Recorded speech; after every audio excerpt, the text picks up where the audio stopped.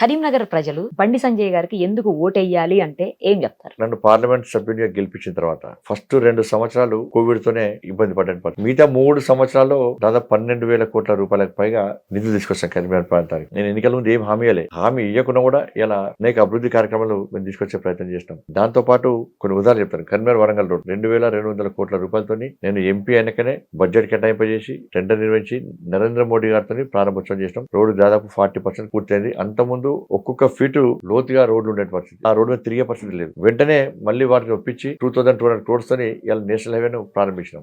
Siddipet Elkathurthi road ఎప్పటించో ఆ ప్రాంత ప్రజల చిరకాల కోరిక అది.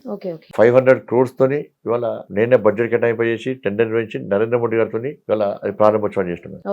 కరీంనగర్ ఆర్ఓబి ఉంది. ఆర్ఓబికి 154 crores, దాదాపు 30 సంవత్సరాలుగా ఇక్కడ ఇబ్బంది పడుతున్నారు ప్రజలంతా కూడా. రైల్వే రోజు 10 సార్లు గేటు పడుతుంది. అంబులెన్సెస్ కానీ ఎమర్జెన్సీ ఉన్న ప్రజలు కూడా అంత ఇబ్బంది పడుతున్నారు కాబట్టి